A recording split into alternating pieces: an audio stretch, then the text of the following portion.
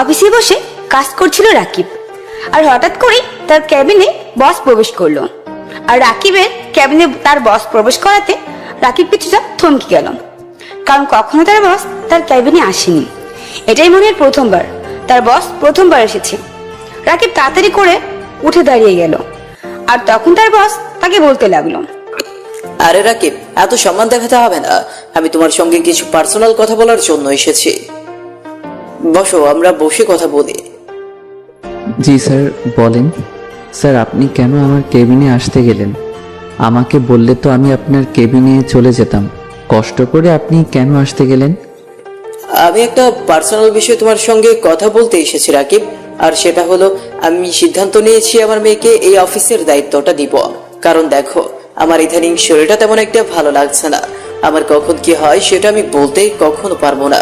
তাই এখন সুস্থ থাকতে থাকতে যদি মেয়ের উপর দায়িত্ব দিতে পারি তাহলে তো ভালোই হবে। তাহলে তো স্যার ভালোই হয়। তবে আপনি যেটা ভালো মনে করেন আপনি সেটাই করবেন। আমি সবসময় আপনার সঙ্গে ছিলাম আর আপনার সঙ্গেই থাকবো।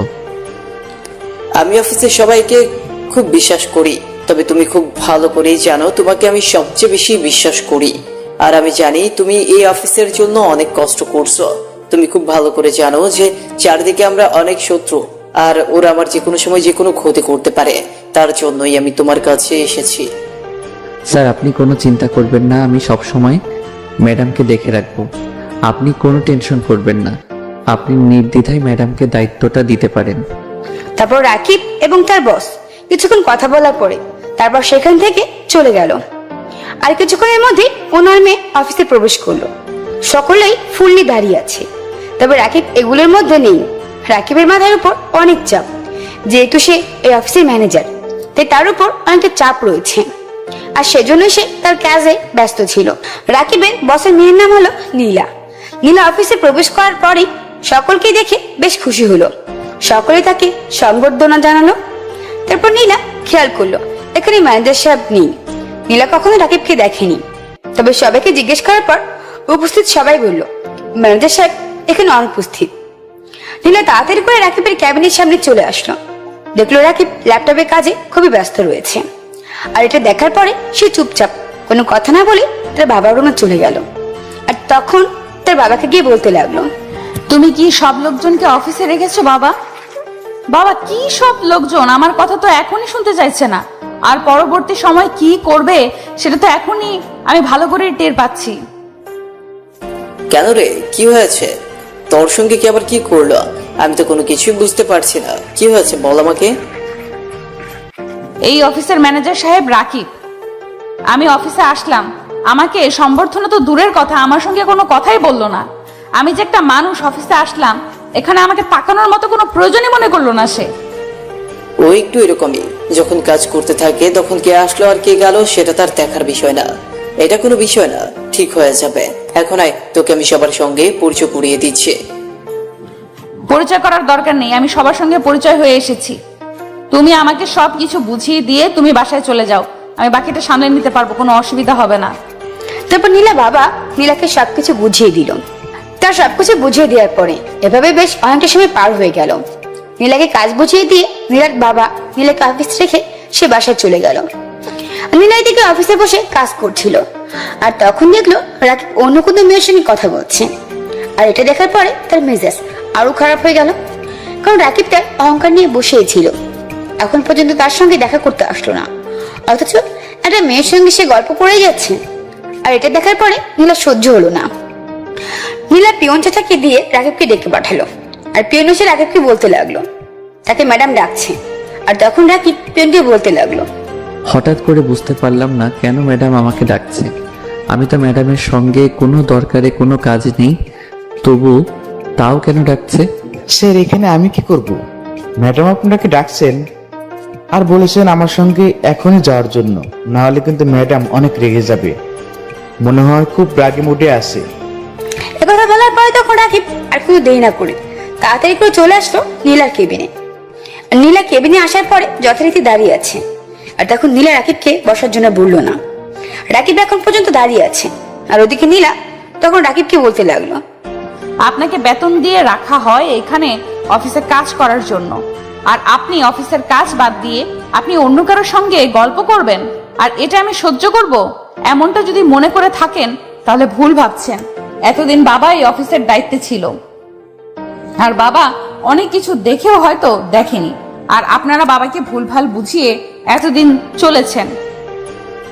এরকম যদি চলতে থাকে তাহলে তো আর অফিসে চলতে পারবে না। অফিসের মধ্যে একটা শৃঙ্খলা বলতে কিছু আছে।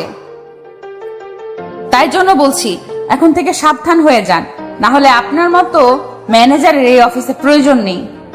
আপনি এখন আসতে পারেন, আর ফাইলগুলো তাড়াতাড়ি করে বিকেলের মধ্যে কমপ্লিট করে দিয়ে তারপর বাসায় যাবেন। কমপ্লিট না হওয়া পর্যন্ত আপনি বাসায় যেতে পারবেন না। এখন আসতে পারেন আপনি। ম্যাডাম, আমি তো মেঘলার সঙ্গে খুবই গুরুত্বপূর্ণ বিষয় নিয়ে কথা বলছিলাম।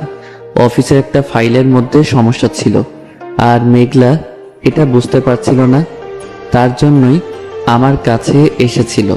আর আমি ম্যানেজার হিসেবে এটা আমার দায়িত্ব আমার এমপ্লয়ীদেরকে সাহায্য করা, না হলে ওরা কিভাবে বুঝতে পারবে? আর এখানে তো আমার কোনো অন্যায় দেখছি না।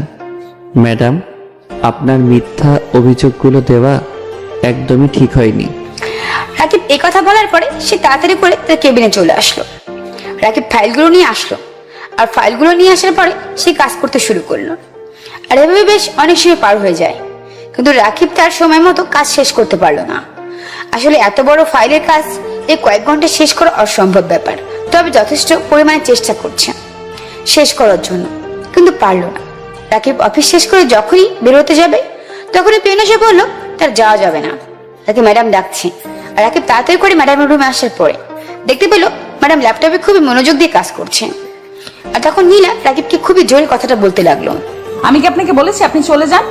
আপনার কাজ শেষ না হওয়া পর্যন্ত আপনি অফিস থেকে যেতে পারবেন না।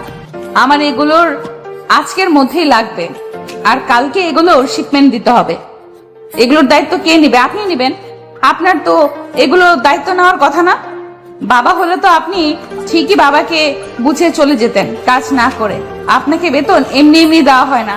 যান, গিয়ে কাজ শুরু করুন, আমি অফিসে আছি। ম্যাডাম, প্রথম কথা হলো যে আমার ডিউটি মাত্র 8 ঘন্টা, আর এই 8 ঘন্টার সময়ের মধ্যে আমি কোনো কাজে ফাঁকি দিয়েছি কিনা সেটা আপনি খুঁজে বের করুন। যদি ফাঁকি দিয়ে থাকি তাহলে আমি অতিরিক্ত সময় কাজ করতে রাজি আছি। আমি 5টা মিনিট মনে হয় না বসে থাকি, তবু আপনি বলছেন আমি এখনো কাজ করব। যতক্ষণ পর্যন্ত এই ফাইল শেষ না হবে আপনি খুব ভালো করেই জানেন যে এই ফাইল এই কয়েক ঘন্টায় শেষ করা সম্ভব না, তবু আপনি এই কাজ আমাকে দিয়েছেন। ম্যাডাম, আমি এখন কাজ করতে পারবো না, আসছি আমি। রাকিব এই কথাটা বলার পরে সরাসরি বাইরে চলে আসলো, আর বাইরে সে একটা রিক্সা নিয়ে চলে আসলো। তার বাসার রাকিবের আপন বলতে কেউ নেই, শুধুমাত্র তার মা ছাড়া। রাকিব বাসায় ফেরার পরে তার মাকে বললো তাড়াতাড়ি খাবার দেওয়ার জন্য। আর রাকিব রুমে এসে ফ্রেশ হয়ে নিল। ফ্রেশ হয়ে হালকা নাস্তা করে সে রুমে চলে আসলো। অলরেডি সন্ধে 7টা বেজে গেছে। রাকিব কিছুটা তার পার্সোনাল কাজ করলো, আর এভাবে সময়টা পার হয়ে গেল। আর ওদিকে নীলা রাকিবের কথাগুলো শুনে হা হয়ে গিয়েছিল। নীলা রাকিবের কথাগুলো শোনার পরে তখন তার বাবাকে কল দেয়, আর তার বাবাকে কল দেওয়ার পরে নীলা তখন বলতে লাগলো, বাবা, তোমার সঙ্গে আমার কিছু কথা বলার আছে। সেটা হলো আমি রাকিবকে এখনই অফিস থেকে বের করে দিচ্ছি। তার মতো এমপ্লয়ি আমার কোনো প্রয়োজন নেই। আমি নতুন ম্যানেজারের জন্য নিয়োগ দিব। তুমি আর কোনো কথা বলতে পারবে না। আরে কি হয়েছে সেটা তো আমাকে খুলে বলবি নাকি? এইভাবে হুটহাট করে সিদ্ধান্ত নেওয়াটা একদমই ঠিক না। বারবার বলি তুই মাথা গরম করে কোনো কাজ করবি না। আমাকে বল, আমি সবকিছু ম্যানেজ করে দিচ্ছি।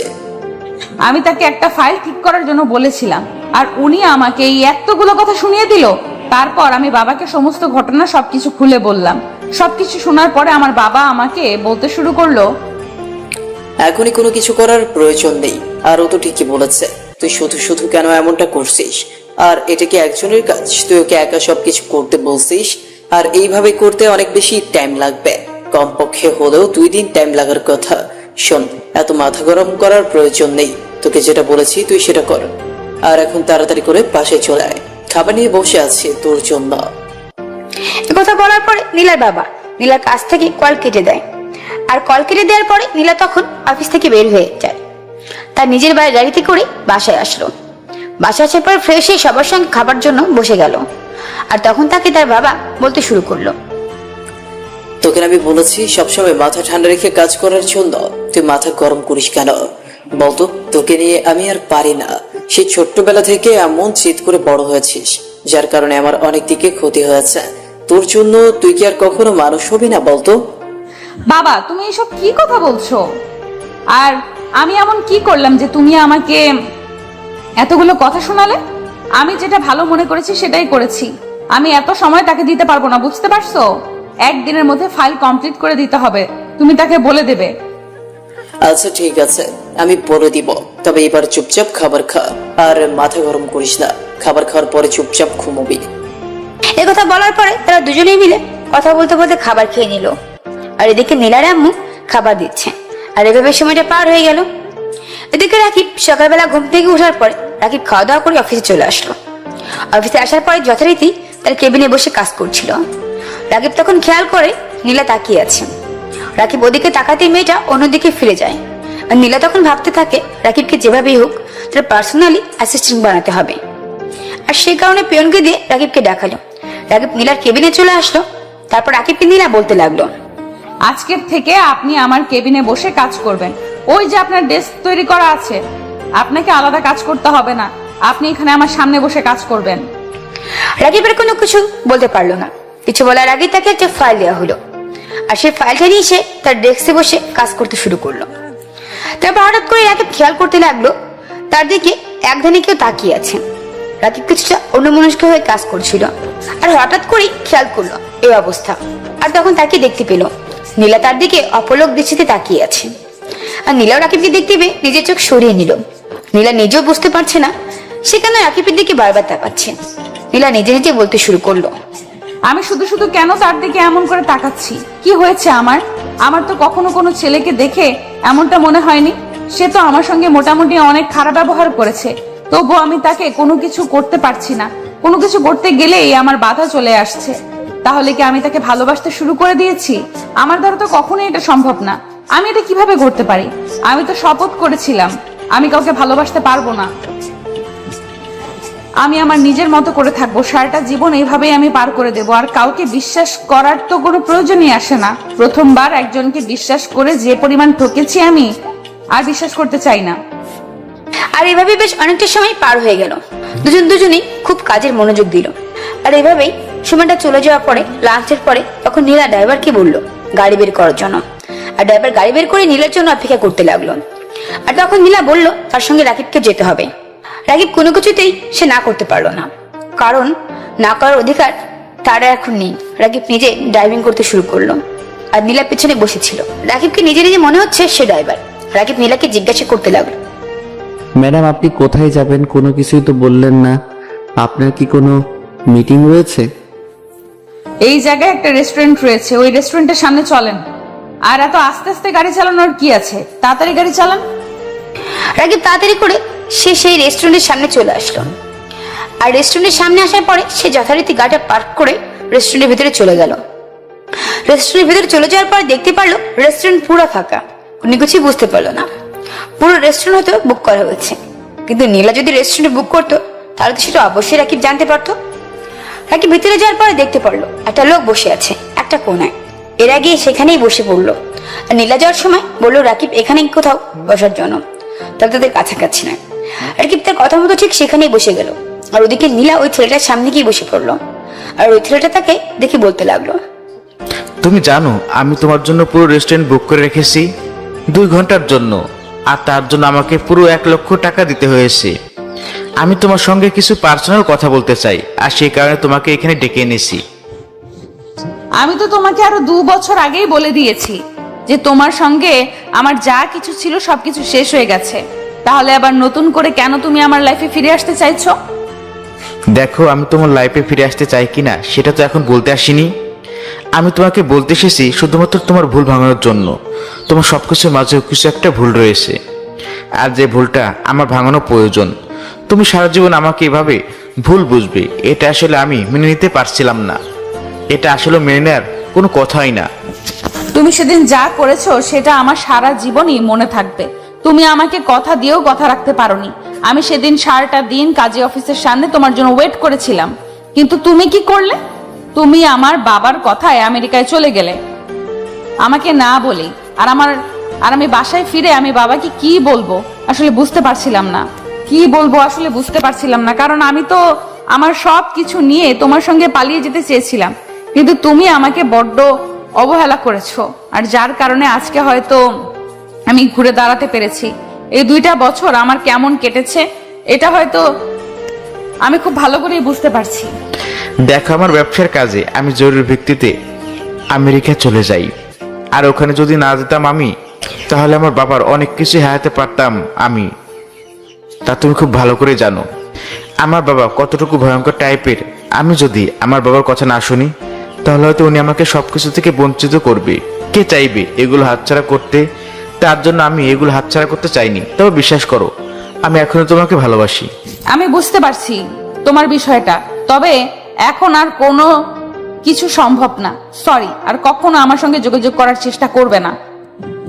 আমি এখন বিয়ে শাদী নিয়ে কোনো চিন্তা করছি না। আমি আমার লাইফটা এইভাবেই একা কাটাতে চাই। অফিসের দায়িত্ব পেয়েছি, আর অফিসের ভালো মতো নিজের মতো করে চালাতে চাই। আমাকে আমার মতো চলতে দাও, আমাকে কোনো প্রকার ডিস্টার্ব করবে না প্লিজ। দেখো, সত্যি বলছি, তোমাকে ভালোবাসি। তুমি বিশ্বাস করো, আর কখনোই এমনটা হবে না। আমাকে শেষবারের মতো একটা সুযোগ দাও, দেখবে দুজনে মিলে ভালোবাসার অভাব হবে না। নীলার কোনো কথা না বলে সেখান থেকে উঠে চলে গেল, আর পেছন পেছন রাকিবের উঠে চলে আসলো। আর রাকিব গাড়ি চালাতে শুরু করলো, আর গাড়ি চালাতে চালাতে সে 10 মিনিটের মধ্যে অফিসে চলে আসলো। আর অফিসে আসার পরে নীলা মন খারাপ করে কোনো কাজ না করে চেয়ারে হেলান দিয়ে বসে আছে, আর এদিকে রাকিব কাজ করে চলছে। আর রাকিব কোনো কথা বলছে না, দেখে নীলা কেমন যেন লাগছে। তবে রাকিব কাজের মাঝখানে হঠাৎ করে নীলার দিকে তাকাতেই মনে হলো নীলা কান্না করছে হয়তো। আর তখন রাকিবের মনে হলো রাকিবের এখন কথা বলার প্রয়োজন। রাকিব তখন নীলাকে বলতে শুরু করলো, ম্যাডাম, আপনি কি কোনো কারণে আপসেট হয়ে আছেন? আমাকে শেয়ার করতে পারেন, আমি চেষ্টা করব আপনার জন্য সবকিছু করার জন্য। আচ্ছা রাকিব সাহেব, আপনাকে একটা প্রশ্ন করতে পারি? সেটা হলো, আপনি কি কখনো কাউকে ভালোবাসছেন? ভালোবাসা কি আসলেই অপরাধ? ম্যাডাম, সত্যি বলতে আমি কখনো কাউকে ভালোবাসিনি। আসলে সবার লাইফস্টাইলের মতো আর আপনার লাইফস্টাইল এক নয়। আমি খুব পরিশ্রম করে আজকে এই পর্যন্ত এসেছি। ও আচ্ছা, তাহলে আপনি বুঝবেন না। ঠিক আছে, আপনি কাজ করুন। আমার মন মেজাজ ভালো নেই, আমার সঙ্গে কোনো কথা বলবেন না। রাকিব তখন আর কোনো কিছু বললো না। রাকিব চুপচাপ তার নিজের কাজ করতে শুরু করলো। রাকিব যেদিন নীলাকে প্রথম দেখেছে সেদিন তার প্রেমে পড়ে গেছে, কিন্তু রাকিব চাপা স্বভাব ছেলে, তাই কোনো কিছু সহজে প্রকাশ করতে চায় না, সবকিছু সহ্য করে থাকে। রাকিব তখন একটা ফাইল নিয়ে চলে আসলো মেঘলার কাছে, মেঘলাকে ফাইলটা ভালোভাবে বুঝিয়ে দেওয়ার জন্য। আর এদিকে তখন বেশ অনেকটা সময় পার হয়ে যায়। আর তখন রাকিব নীলার কেবিনে আসার পরে দেখতে পারলো নীলার হাত থেকে রক্ত পড়ছে টপ টপ করে, আর নীলা অজ্ঞান হয়ে গেছে। কোনো কিছু বুঝে ওঠার আগেই হঠাৎ করে এমন কিছু হয়ে যাবে এটা কখনোই আশা করেনি। মাত্র 30 মিনিট হয়েছে সেখান থেকে গিয়েছে, আর এটার মধ্যে এত কিছু হয়ে গেল। কোনো কিছু মাথায় ঢুকছে না রাকিবের। রাকিব তাড়াতাড়ি করে কোলে তুলে নিয়ে গাড়িতে করে হাসপাতালে নিয়ে চলে আসলাম। আর হাসপাতালে আসার পর ডাক্তার ডাক্তার বলে চিৎকার করতে লাগলো। আর কিছুক্ষণের মধ্যে ডাক্তার বেরিয়ে আসলো, আর ডাক্তার রোগীর অবস্থা থেকে অপারেশন থিয়েটারে নিয়ে গেল। অপারেশন থিয়েটারে নিয়ে যাওয়ার পরে প্রায় 30 মিনিট পরে ডাক্তার বের হওয়ার পরে বলতে লাগলো, রোগী এখন যথেষ্ট পরিমাণে বিপদমুক্ত, তবে ইমার্জেন্সি আমাদের 1 ব্যাগ রক্ত লাগবে, কারণ হাত থেকে অনেক রক্ত বেরিয়ে গেছে। নাহলে রোগীটার অনেক প্রবলেম হবে। এগুলো আমরা বলতে চাচ্ছি না। আপনি নিশ্চয় বুঝতে পারছেন আমাদের ব্লাড ব্যাংকে যে রক্ত আছে ওটা ভালো নয়।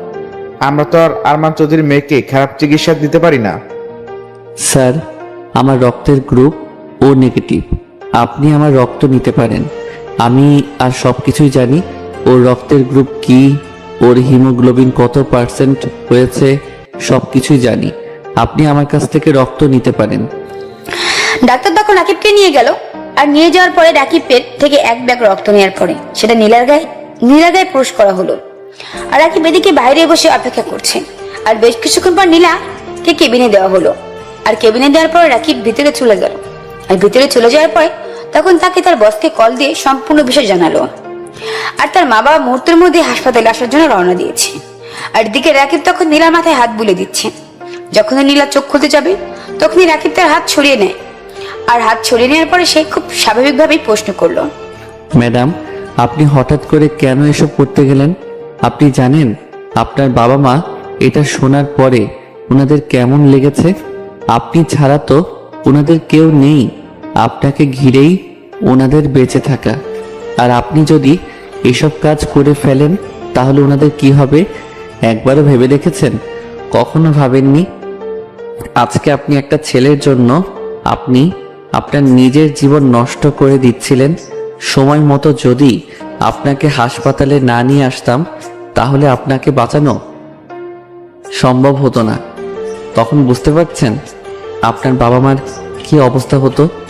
ভালোবাসা সেটা নয় যেটা জোর করে পাওয়া যায়, অথবা জোর করে আটকে রাখা, এটা কখনোই আটকে রাখা যায় না। ভালোবাসা হলো সেটাই যেটা প্রাণ খুলে একটা মানুষের সঙ্গে সবকিছু বলতে পারা, তার সবকিছু বুঝতে পারা, কোনটা ভালো লাগা কোনটা মন্দ লাগা সেটা সব থেকে ভালো বোঝা, এবং সেই মানুষটা সঠিক হতে হবে। আর সেই মানুষটা যদি সঠিক হয় তাহলে বাকি সবকিছু তার মধ্যে থাকবে। সেই মানুষটা যদি ভুল মানুষ হয় তাহলে ওর লাইফটাই পুরো শেষ করে দেবে। একটা কথা মনে রাখবেন, সেই বেঈমানকে কখনো ক্ষমা করতে নেই। কথা বলার পরেই দেখতে পারলো নীলার বাবা মা চলে এসেছে। রাকিব এখান থেকে উঠে গিয়ে একটু দূরে দাঁড়ালো। আর তখন তার মা বাবা নীলার সঙ্গে কথা বলতে শুরু করলো।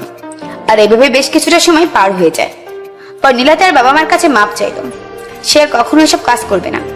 নীলা আরো বলতে লাগলো, বাবা তুমি আমাকে ক্ষমা করে দাও, আমি জানি আমি অনেক বড় ভুল করেছি, আর কখনো আমার এমনটা হবে না। শোন, আমি তোর বিয়ে ঠিক করেছি সামনের শুক্রবার। আমি তোকে আজকেই বলতাম, কিন্তু তুই এমন কাজ করে ফেলবি আমি কখনো ভাবতেই পারিনি। আমি বিয়ের ডেট ফাইনাল করে ফেলেছি। ছেলেটা অনেক ভালো, ছেলেটা আমেরিকা থাকে, আর বিয়ের পর তোকে আমেরিকা নিয়ে যাবে। তুই না করিস না, এভাবে আর কতদিন? কিন্তু বাবা, আমি তো বলেছি যে আমি এখন বিয়ে করতে পারবো না। তুমি কেন শুধু শুধু এমনটা করছো? প্লিজ, আমি এখন বিয়ে করব না। তুই যদি আমার কথা এখন না শুনিস তাহলে তুই আমার মরা মুখ দেখবি। তুই কি চাস আমি এটা করি? আমাকে এটা করতে বাধ্য করিস না। ওই ছেলেটা তোর পেছনে ঘুরঘুর করবে তোর বিয়ে না হওয়া পর্যন্ত। নীলার কোনো কথা বলতে পারলো না তার বাবার কথার উপরে। তার বাবা যেটা বলবে সেটাই মেনে নিতে হবে, এটাই বাস্তবমূলক। তারপর দেখতে দেখতে সময় চলে আসলো। আর দুদিন পার হয়ে যাওয়ার পরে হঠাৎ করে একটা দুর্যোগ নেমে আসলো। অফিসে 40% শেয়ার কেউ কিনে নিয়েছে, বেআইনিভাবে দখল করেছে। কিন্তু কে এই কাজটা করেছে কোনো কিছু মাথা ঢুকছে না রাকিবের। রাকিব বিষয়টা আলোচনা করার জন্য তার বসকে কল দিল। আর তার বস কল রিসিভ করার পরে তাকে বলতে লাগলো, আমি কিন্তু বিষয়টা সবকিছু শুনেছি। কে এই কাজটা করলো আমি তো কোনো কিছুই বুঝতে পারছি না। আমার তো এমন কোনো শত্রু নেই যে আমার এত বড় ক্ষতি করতে পারে। কিভাবে আমার কোম্পানির শেয়ার 40% কিনে নিতে পারে?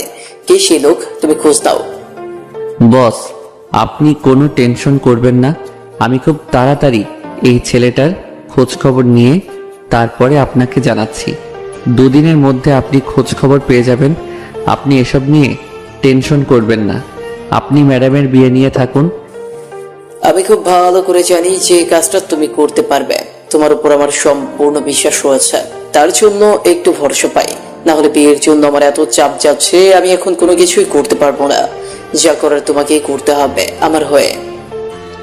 তারপর রাকিব কলটা কেটে দিল।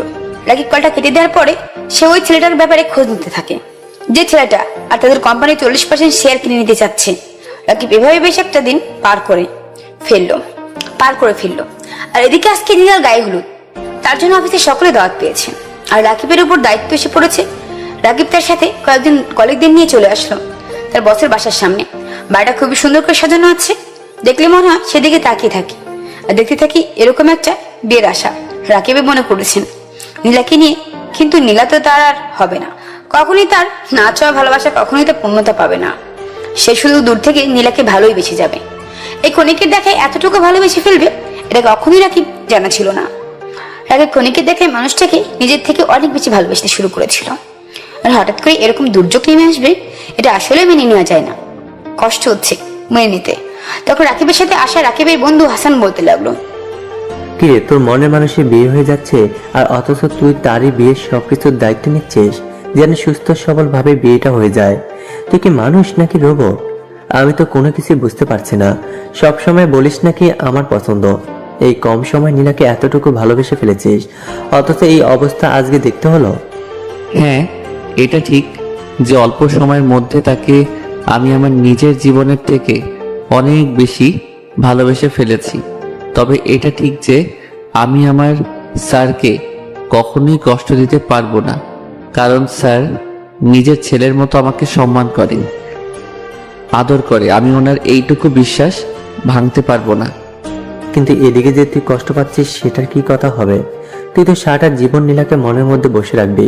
তুই কি কখনো শান্তিতে থাকতে পারবি নীলাকে ছাড়া? থাক, এসব কথা এখন না বললেই নয়। আপাতত ভিতরে গিয়ে স্যারের সঙ্গে দেখা করি, তারপরে বাকি কথা হবে। আর প্লিজ ভিতরে কোনো সিন ক্রিয়েট করবি না, এসব কথা কখনোই মুখে আনবি না। রাকিব আর হাসান ওরা দুজনেই ভিতরে প্রবেশ করলো। আর ভিতরে প্রবেশ করার পরে দেখতে পারলো নীলার বাবা মানে রাকিবের বস লোকজনের সঙ্গে কথা বলছেন। আর রাকিব গিয়ে তার স্যারের সঙ্গে কথা বললো আর হাসানকেও পরিচয় করে দিল। তারপর তার স্যার বলতে শুরু করলো, রাকিব, আজকে বর্ডার বাড়ি থেকে নীলাকে হলুদ দেওয়ার কথা, কিন্তু ওরা এখনো আসছে না কেন বুঝতে পারছি না। রাত 8টা বেজে গেছে, আর তোমাকে যে খোঁজ নিতে বলেছিলাম সেটা কি খোঁজ নিয়েছো? জি বস, আমি যথেষ্ট পরিমাণে চেষ্টা করছি খোঁজ নেওয়ার জন্য। হয়তো আমি কিছুক্ষণের মধ্যেই জানতে পারবো। একজনকে সবকিছু বলেছি, উনি খোঁজ নিয়ে দিবে আমাকে। আপনি এসব বিষয় নিয়ে টেনশন করবেন না, আমি জানা মাত্রই আপনাকে জানাবো। রাকিবের কথা বলার পরে সে অন্যদিকে এসে সবার সঙ্গে মিলিত হয়ে গল্প করতে শুরু করলো। আর এভাবে বেশ অনেকটা সময় পার হয়ে গেল। হঠাৎ করে রাকিবের ফোনটা বেজে উঠলো। রাকিবের ফোনটা বেজে ওঠার পরে রাকিবকে বলতে শুরু করলো, রাকিব সাহেব, আপনি আমাকে একটা ব্যাপারে খোঁজ নিতে বলেছিলেন। আমি সবকিছু জেনে শুনিয়ে আপনাকে বলছি। ওটা হলো টেরোরিস্ট গ্রুপের সদস্য আরমান শিকদার, যার সঙ্গে আপনার স্যারের মেয়ের বিয়ে ঠিক করা হয়েছে। আপনাকে অসংখ্য ধন্যবাদ। আপনি এই ছেলেটাকে আমাদেরকে চিনিয়ে দিয়েছেন। আপনি না বললে তো আমরা কখনো ধরতে পারতাম না এই লোকটাকে। আমরা অনেক দিন ধরে খুঁজে চলছি, কিন্তু পাচ্ছিলাম না। ও ছদ্মবেশে লুকিয়েছিল, আর আমরা যখন আপনার কথা মোতাবেক তদন্ত করে জানতে পারলাম এই লোকটা সেই আরমান শেখ। ভাগ্য ভালো যে এখন পর্যন্ত বিয়েটা হয়নি।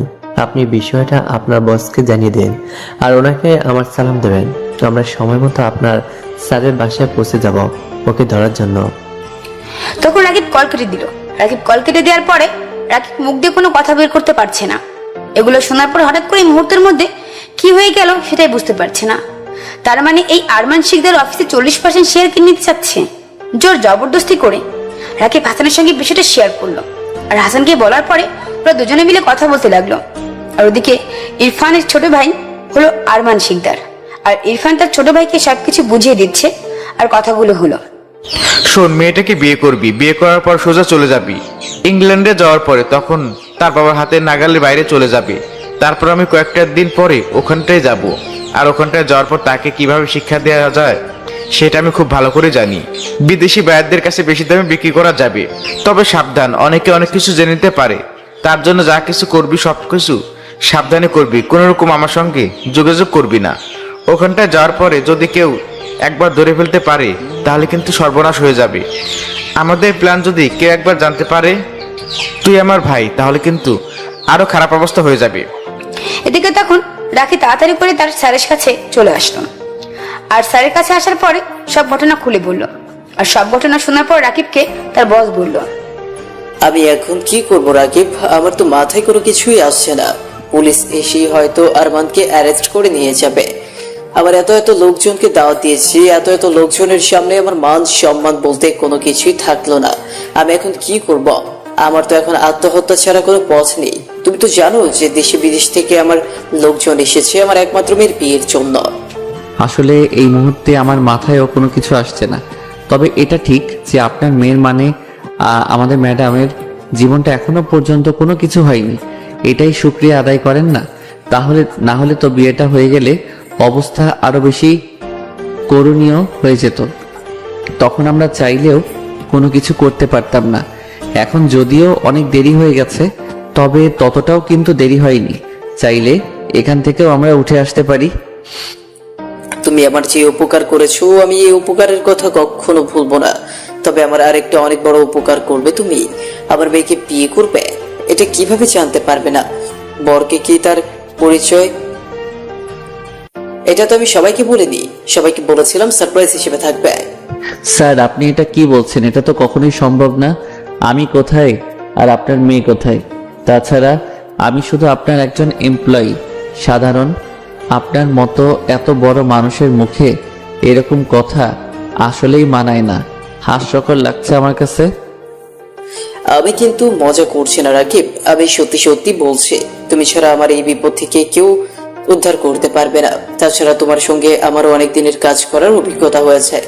তুমি মানুষটা কেমন, কি তোমার চালচলন সবকিছুই আমি জানি।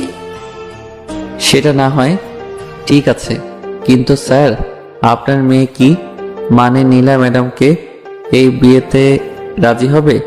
উনি তো আমাকে কখনোই বিয়ে করবে না।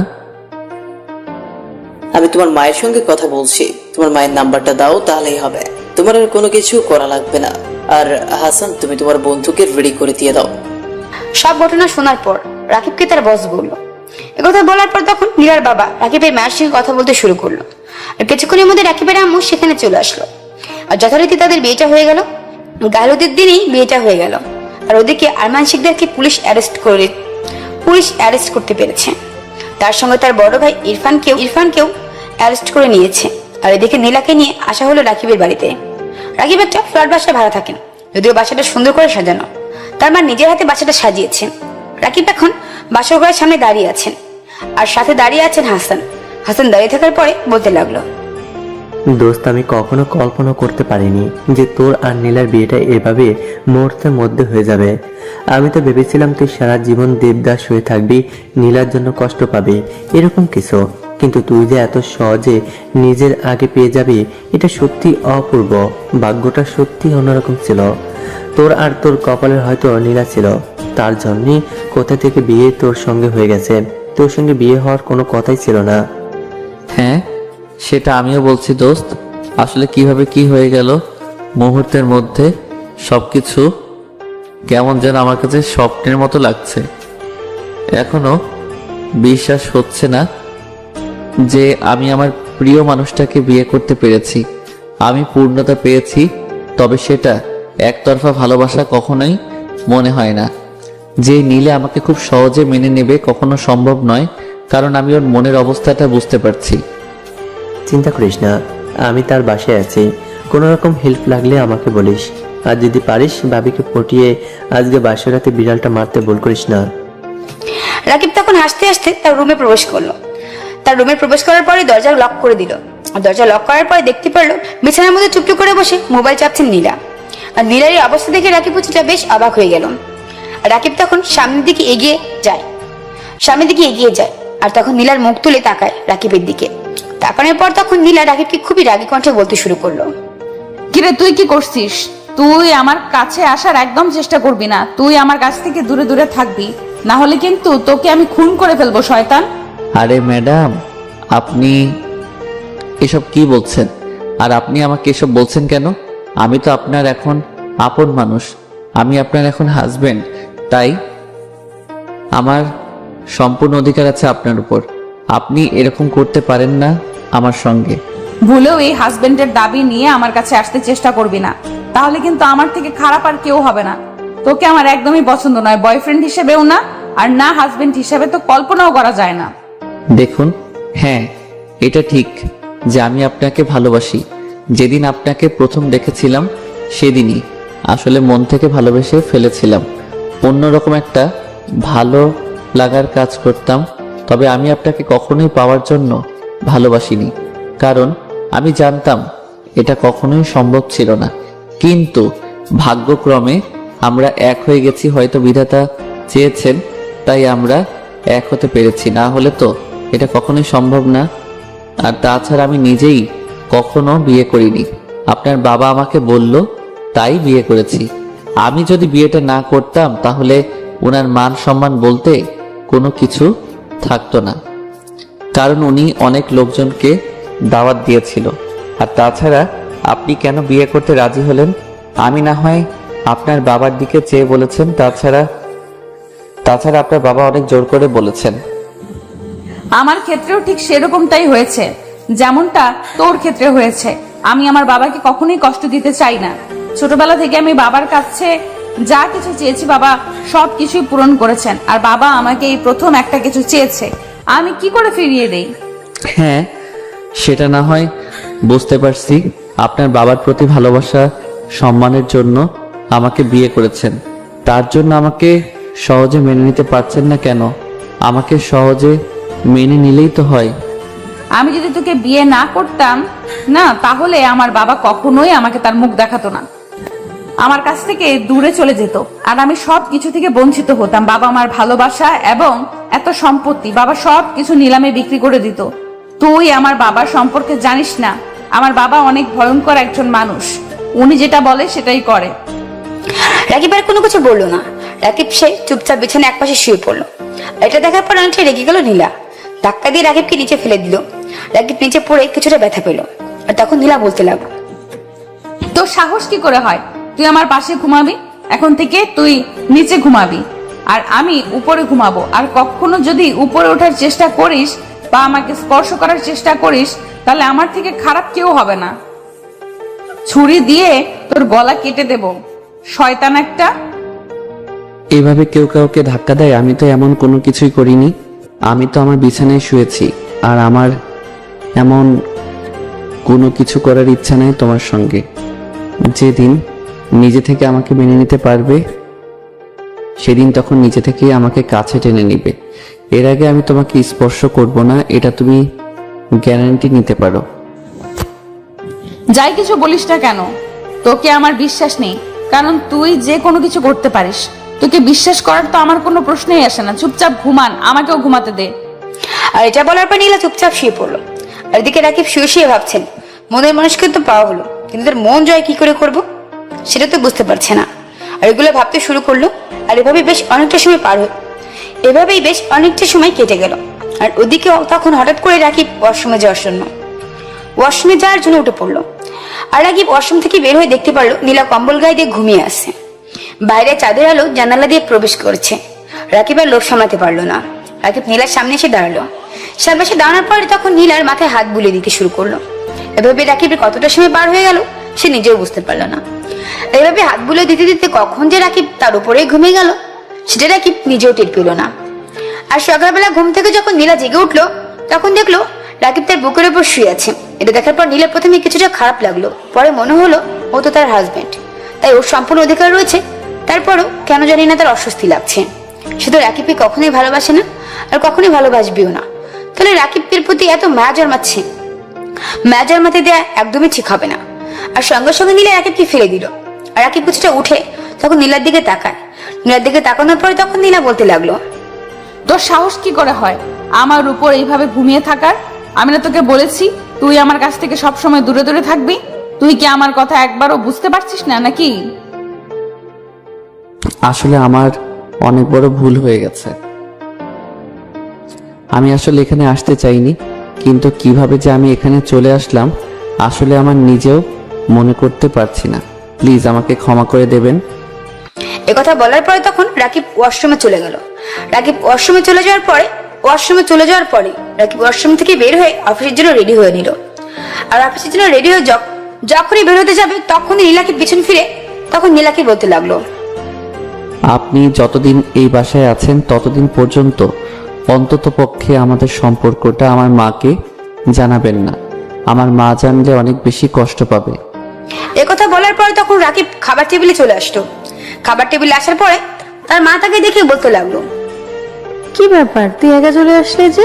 বৌমাকে সাথে করে নিয়ে আসলি না কেন? যা, বৌমাকে সাথে করে নিয়ে আয়। আর আজকে কিসের অফিস? আজকে না তোর অফিস ছুটি দেওয়া হয়েছে তোকে?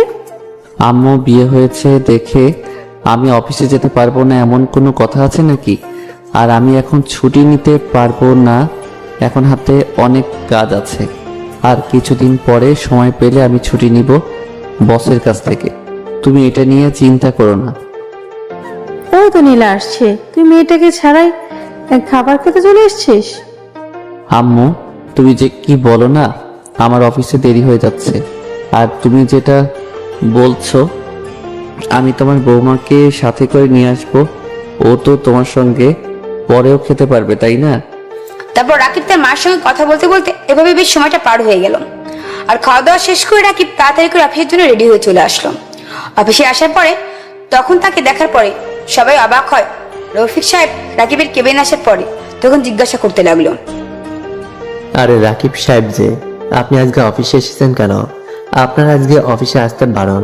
আপনার 1 সপ্তাহ ছুটি হয়েছে, আপনি ছুটি পেয়েও ছুটি কাটাতে চান না? আমি আজকে অফিসে আসবো না, এটা কি কোথাও লেখা আছে নাকি? আর আমার কাজ নিশ্চয় অন্য কেউ করে দেবে না। ছুটি নিব সেটা অন্য সময়, কিন্তু এখন নিতে পারবো না। আপনি কিছু কাজ ছিল তার জন্য অফিসে আসতে হয়েছে। তা বলুন আপনার কি অবস্থা? আরে আমার অবস্থা বাদ দিন, আপনি আপনার অবস্থা বলুন। আপনার কি অবস্থা? আপনার দিনকাল কেমন যাচ্ছে সেটা বলুন। কাল রাতে বিড়ালটা কি মারতে পেরেছিলেন? আরে ভাই কি যে বলছেন আপনি? আমি কি আপনাদের মতো টিউবলাইট নাকি সে কিছুক্ষণ পরে ফিউজ হয়ে যাব? আমি হলাম এনার্জি বাল্ব, যেটা সারা রাত চলতে পারে, যেটা আপনার দ্বারা সম্ভব হবে না কখনোই। কি বুঝতে পেরেছেন? একথা বলার পরে রফিক সাহেব কিছুটা লজ্জা পেয়ে সেখান থেকে চলে গেল। আর রাকিব সেখানে বসে হাসতে শুরু করলো। আর হঠাৎ করে তাকে দেখতে পারলো নীলা অফিসে প্রবেশ করছে। আর নীলা অফিসে প্রবেশ করতেই তখন জেসমিন এগিয়ে গেল আর তখন নীলাকে দেখে বলতে শুরু করলো, ম্যাডাম, আপনি আজকে অফিসে এসেছেন? ম্যাম, আজকে তো আপনার ছুটি থাকার কথা। আমি স্যার বলেছিল আপনাকে যেন 1 সপ্তাহের আগে কোন ফোন না করি, তার জন্য আমি ফোন করিনি আপনাকে। আমার অফিস আমি কখন আসবো না আসবো সেটা সম্পূর্ণই আমার বিষয়, বুঝতে পেরেছো? আর বাবা যাই কিছু বলুক সেটা চুপচাপ থাকবে। আমার অফিসের কাজ তো আমাকে ছাড়া অন্য কেউ করে দেবে না, তাই না? চুপচাপ নিজের কাজ কর।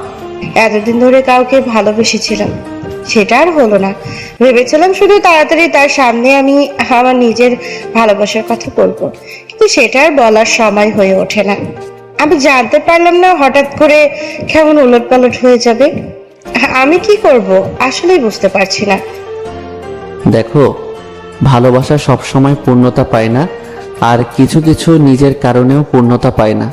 তুমি যদি কাউকে ভালোবাসো থাকো, তাহলে তোমার ওই দিনই বলা উচিত ছিল, তাহলে হয়তো তুমি অন্য কাউকে পেয়ে যেতে। আর তুমি কাকে ভালোবাসো এখনো পর্যন্ত জানতেই পারলাম না। নামটা বলো তো দেখি, আমি কোনো কিছু করতে পারি কিনা। সেটা না হয় পরে জানবেন, আগে আপনি এটা বলুন, আপনার সঙ্গে ম্যাডামের সবকিছু ঠিকঠাক হয়েছে নাকি এখনো ঝামেলা চলছে? আমাকে বন্ধু হিসেবে বলতে পারেন, আমি কাউকে বলবো না। আমার মনে হয় না ম্যাডাম আপনাকে এত সহজে মেনে নিয়েছেন। আপনার গাল লাল হয়ে আছে না? মনে হয় ম্যাডাম আপনাকে রাতের বেলা থাপ্পড় দিয়েছেন আর তার ছাপ বসে আছে। যতটুকু বলেছেন ততটুকুই, এটা যেন কেউ জানতে না পারে। হ্যাঁ, এটা ঠিক যে নীলার সঙ্গে আমার এখনো পর্যন্ত সবকিছু ঠিকঠাক হয়নি, তবে হয়তো হয়ে যাবে। তবে নীলা কালকে রাতে আমার কাছে একটা জিনিস দিয়েছে, সেটা হলো ডিভোর্স। আমি খুব ভালো করে জানতাম যে আপনাদের সম্পর্কটা কখনোই হবে না। আপনি ভালোবাসলে কি হবে, কিন্তু নীলা ম্যাডাম তো আপনাকে ভালোবাসে না, দু চোখে সহ্য করতে পারে না।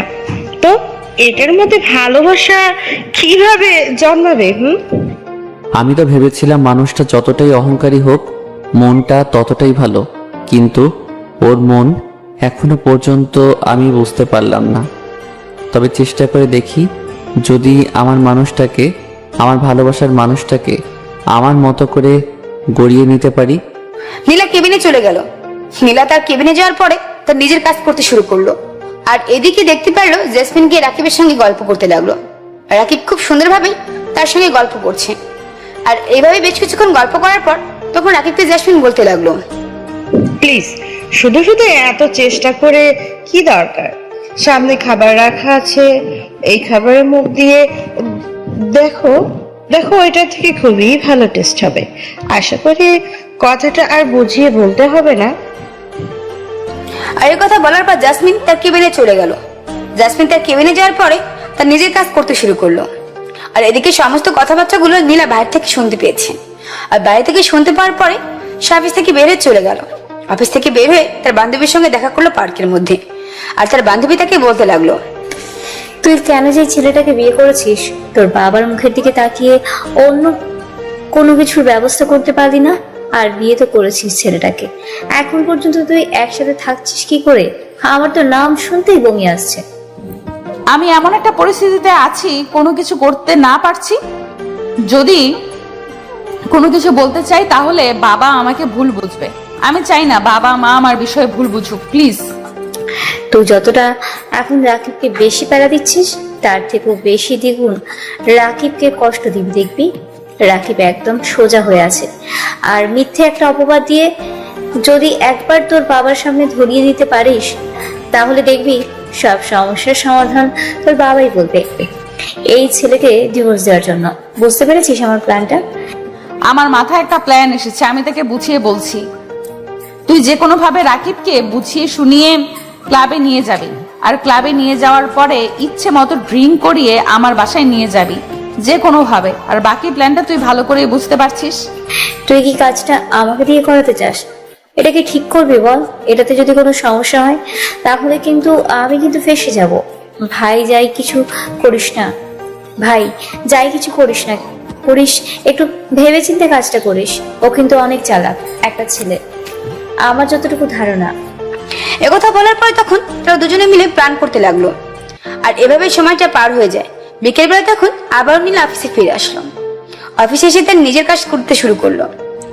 আর এদিকে নীলার অফিস টাইম শেষ হয়ে তখন অফিস থেকে বেরিয়ে পড়লো আর গাড়িতে করে একা যেতে শুরু করলো। রাকিব খেয়াল করলো নীলা বাসায় না গিয়ে অন্য রাস্তায় যাচ্ছে। রাকিব তাকে ফলো করতে শুরু করলো। আর রাকিব নীলাকে ফলো করতে করতে দেখতে পারলো সে একটা ডান্স ক্লাবে যাচ্ছে। ফলো করতে করতে সে ক্লাবের ভেতরে প্রবেশ করলো। আর ভেতরে প্রবেশ করার পরে দেখতে পারলো অনেক লোকজন নাচানাচি করছে। আর রাকিব এক পাশে গিয়ে বসে গেল, তবে নীলা এখন পর্যন্ত তাকে দেখতে পারেনি। হঠাৎ করে তিশা রাকিবের সামনে চলে আসলো। রাকিবের সামনে আসার পরে তিশা রাকিবকে বলতে লাগলো, আরে রাকিব ভাইয়া, আপনি যে এখানে এসেছেন, আপনার কোনো ফ্রেন্ড আছে নাকি? আপনাকে অনেকদিন পরেই দেখলাম। আপনাদের বিয়েতে আমি থাকতে পারিনি কারণ আমার পরীক্ষা ছিল, আর তার জন্য আর কি আমার মিস হয়ে গেছে। হ্যাঁ, আমি আমার একটা ছেলে ফ্রেন্ডের সঙ্গে দেখা করতে এসেছি। তা তুমি এখানে কি করছো? নিশ্চয়ই বন্ধু বান্ধবের সঙ্গে আড্ডা দিতে এসেছে। তবু ড্রিঙ্কস করো না, স্বাস্থ্যের পক্ষে ভালো নয়। আরে না ভাইয়া, আমাকে কি সেরকম মেয়ে মনে করে নাকি? আমি অনেক ভালো। আর তাছাড়া আমি বান্ধবীদের সঙ্গে এসেছি, একটু আড্ডা দিয়ে সেখানে চলে যাব। ও আচ্ছা, আমি ঠিক আছে, দাঁড়াও, আমি তোমার জন্য জুস নিয়ে আসছি, একটু ওয়েট করো। আরে না ভাইয়া, আজকে তো আমি আপনাকে খাওয়াবো, আপনি না হয় আমাকে অন্যদিন খাওয়াবেন। আজকে আমি আপনাকে খাওয়াবো। আপনি বসুন, আমি নিয়ে আসছি। এগুলো তিশা তখন চলে গেল। তিশা চলে যাওয়ার পর রাকিবের দিকে যথারীতি বসে রইলো। আর কিছুক্ষণ পরেই তিশার হাতে জুসের গ্লাস নিয়ে রাকিবের সামনে রাখলো। গল্প করতে করতে তারা দুজনেই খেয়ে নিল। আর কিছুক্ষণের পরে রাকিব হঠাৎ করে মাথা ঘোরাতে শুরু করলো। আর রাকিব বলতে লাগলো, তিশা তার গাড়িতে করে রাকিবের বাসায় যেতে লাগলো। আর কিছুক্ষণ পর রাকিবের বাসায় পৌঁছানোর পর রাকিবকে রুমে পৌঁছে দিল তিশা। তখন বের হলো রুম থেকে, আর তখন জেসমিনকে তার রুমে পাঠিয়ে দিল।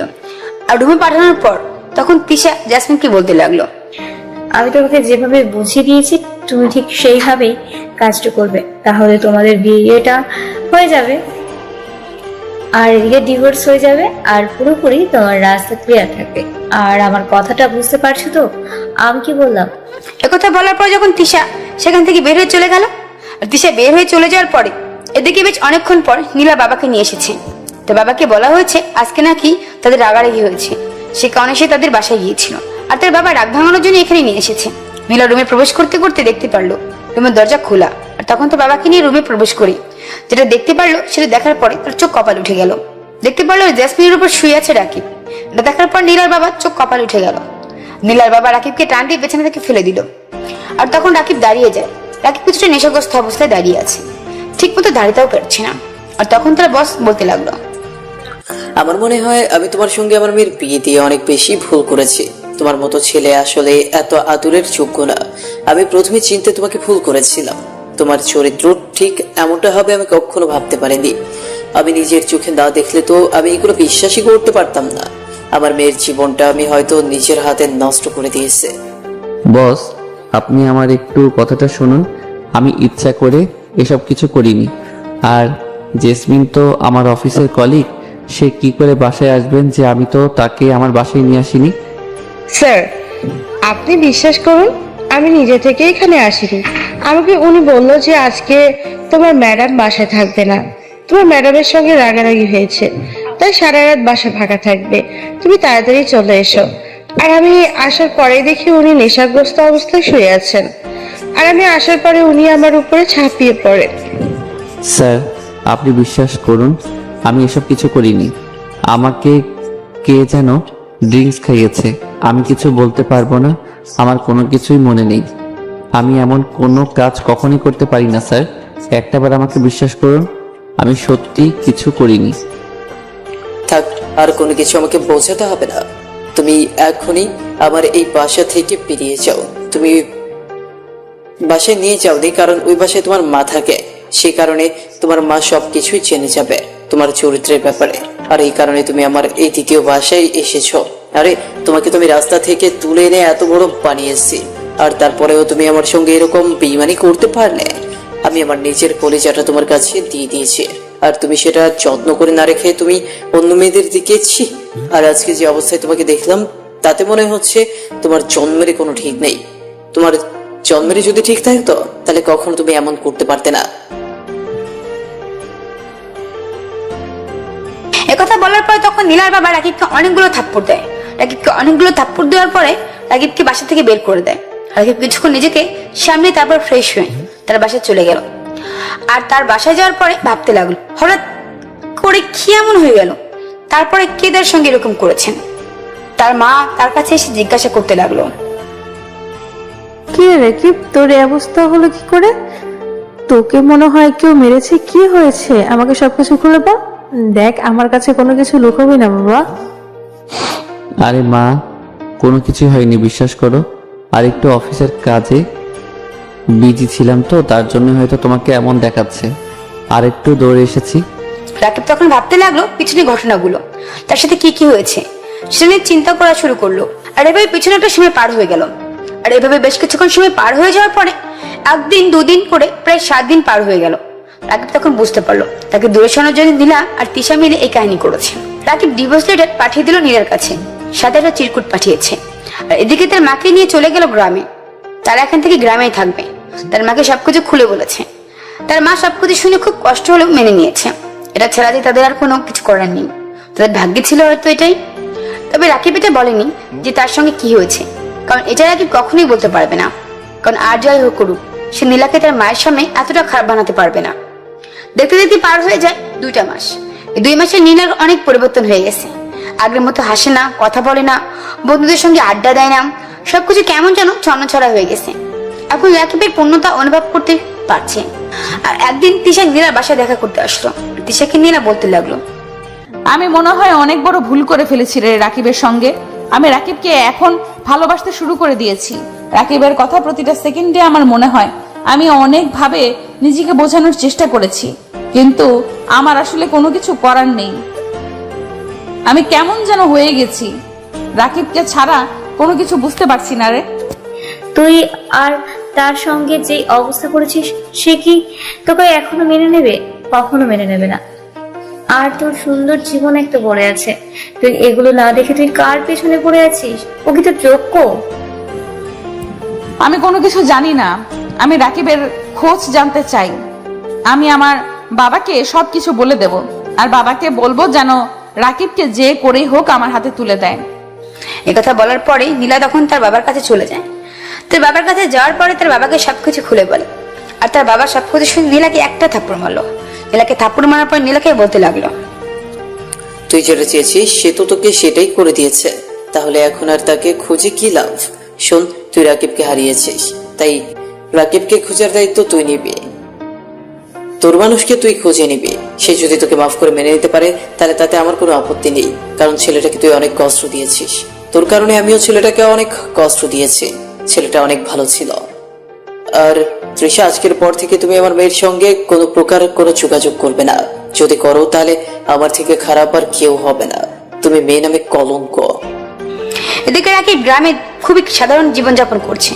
আর এদিকে নীলা খোঁজ নিতে নিতে পৌঁছে গেল রাকিবের গ্রামের বাড়ি। রাকিবের গ্রামে মায়ের কাছে গিয়ে নীলা কান্না করতে করতে তার নিজের দোষ সবকিছু স্বীকার করলো। তবে নীলা অবাক হয়ে গেছে, রাকিব তার মাকে সবকিছু বলেনি। তার মা তাকে বলতে লাগলো, আমি জানতাম যে তুই একদিন ঠিকই এখানে আসবি, এটা আমার তোর প্রতি বিশ্বাস ছিল। শোনো মা, স্বামীর মধ্যে ঝগড়াঝাটি সবকিছু হয়, ভুল বোঝাবুঝি হতেই পারে। একদিন তুমিও অনেক কষ্ট পেয়েছো, আর আমার ছেলেটা অনেক কষ্ট পাচ্ছে, তাই বলছি। আর এভাবে অভিমান করে না থেকে দুজন এক হয়ে যাও, গ্রামে কয়েকদিন থাকো, দেখবে মন ফ্রেশ হয়ে যাবে। তারপর ঈদ পাহাড় ধরে শহরে চলে যেও। আম্মু, তুমি কি আমাকে এখান থেকে তাড়িয়ে দিতে চাচ্ছ নাকি? হয়তো চিন্তা করছি আমি আর শহরে যাব না, আমি এখন থেকে এখানেই থাকবো আর গ্রামের বধূ হয়ে থাকবো। ভালো হবে না বলো? তাহলে তো খুব ভালো হয়। আচ্ছা, আগে ফ্রেশ হয়ে আসো, আমি খাবার দিচ্ছি। আর এদিকে নীলা নিজেই রান্না করতে শুরু করলো। নীলা রান্না শেষ করার পরে তখন প্রায় সন্ধ্যা হয়ে এসেছে, আর তখন রাকিব বাসায় ফিরল। রাকিব বাড়িতে ফেরার পরে দেখতে পারলো বাসায় নীলা। নীলাকে দেখে রাকিব অবাক হয়ে নীলার দিকে তাকিয়ে আছে, আর তখন নীলা তার দিকে তাকিয়ে বলতে শুরু করলো, সে কখন থেকে রান্না করে তোমার জন্য অপেক্ষা করছি তুমি খাবে বলে, আর এখন আসার সময় হলো, তাই না? কতগুলো কল দিয়েছি, দেখো তো তোমার ফোনে কতগুলো কল দেওয়া আছে। আমি তো কোনো কিছুই বুঝতে পারছি না, এই মেয়েটা এখানে কেন এসেছে? এই মেয়েটার সঙ্গে তো আমাদের কোনো সম্পর্ক নেই, আমাদের না ডিভোর্স হয়ে গেছে? তুই সবকিছু জেনেও এখানে জায়গা দিয়েছে? আরে ডিভোর্স যখন হয়নি তাহলে এই মেয়ে করছিস কেন? মেয়েটা তো শুধুমাত্র এমনি তোর সঙ্গে রাগারাগি করেই এমনটা করেছে। নীলা তার নিজের ভুলটা বুঝতে পেরেছে, শুধু শুধু কেন এমন করছিস? রাকিবের মাথা ঘুরে গেল। তার মায়ের কথা শুনে তার মা ভিতরে চলে গেল, আর এদিকে নীলা টানতে টানতে একটা রুমের ভিতরে নিয়ে আসলো রাকিবকে। রুমে আসার পর রাকিবের পায়ে ধরে ক্ষমা চাইতে শুরু করলো, আর কান্না করতে করতে বলতে শুরু করলো, সত্যি বলতে আমি নিজের ইচ্ছায় সবকিছু করিনি। তিশা সে আমাকে বুদ্ধি দিয়েছিল, তার জন্যই আমি এমনটা করে ফেলেছি। প্লিজ, আমি আমার নিজের ভুলটা বুঝতে পেরেছি, আমাকে আর কষ্ট দিও না। এই 2 মাসে আমি নিজেকে অনেক শাস্তি দিয়েছি, আমি আর সবকিছু সইতে পারছি না। প্লিজ, এইভাবে আমি আর থাকতে পারছি না। তুমি আমাকে যেভাবে রাখবে আমি তোমার কাছে সেভাবেই থাকবো। আমি আর এই শহরে ফিরে যেতে চাই না, আমি তোমার হয়ে থাকতে চাই।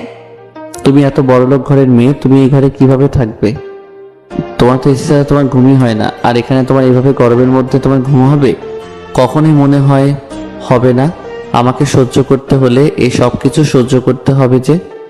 প্লিজ আর বলো না, আমি তোমার জন্য সবকিছু সইতে পারবো। আর কষ্ট দিও না, আমি নিজেই অনেক কষ্ট পেয়েছি, আমি তোমার শূন্যতা অনুভব করতে পেরেছি। প্লিজ, তুমি যদি আমাকে না মেনে নাও তাহলে আমি আমার নিজেকে শেষ করে দেব। রাকিব তখন চুপচাপ দাঁড়িয়ে ছিল, আর তখন টেবিলের উপর ছুরি ছিল ফল কাটার। আর তখন নীলা পাগলামি করে তার নিজের হাত কেটে ফেললো। আর হাত কাটার পরে রাকিব তখন দৌড়ে গেল। রাকিব দৌড়ে যাওয়ার পরে নীলার উন্না দিয়ে তার হাত বেঁধে দেয়, আর তখন শক্ত করে জোরে ধরে বুকের মাঝে টেনে নিল। এভাবে সবসময় তোমার বুকের মাঝে আগলে রাখবে তো? আর কখনো ভুল করলে ইচ্ছা মতো শাসন করবে, অনেক মার দিবে, তবুও প্লিজ ভালোবাসাটা কখনো আমার কাছ থেকে কেড়ে নিও না, তাহলে আমি বাঁচবো না। সব সময় আপনাকে আমার বুকের মাঝে আগলে রাখবো, আর খুব তাড়াতাড়ি আপনাকে আমার সন্তানের আম্মু বানাবো। আমিও চাই আপনার সন্তানের আম্মু হতে, তবে সেটা এখন নয়। আগে খাবার খাবেন, রাতের বেলা না হয় পরেরটা পরে দেখা যাবে, এখনই কোনো কিছু হচ্ছে না জনাব। আবার যদি কখনো এরকম পাগলামি করবে না, তাহলে মেরে তক্তা বানিয়ে দেবো। আর কখনো আমাকে ছেড়ে চলে যাবে না তো? কখনো আপনাকে ছেড়ে চলে যাব না, এই যে কথা দিলাম। সব সময় আপনার বুকের মাঝে থাকবো, আর আপনাকে অনেক বেশি করে জ্বালাবো। এভাবেই না হয়তো বেঁচে থাকুক তাদের এই মিষ্টি খুনসুটি ভালোবাসা। গল্পটা আপনাদের কেমন লাগলো অবশ্যই কমেন্ট করে জানাবেন। এরকম আরো নতুন নতুন গল্প পেতে আমাদের চ্যানেলটি এখনই সাবস্ক্রাইব করে পাশে থাকবেন। ধন্যবাদ সবাইকে, আল্লাহ হাফেজ।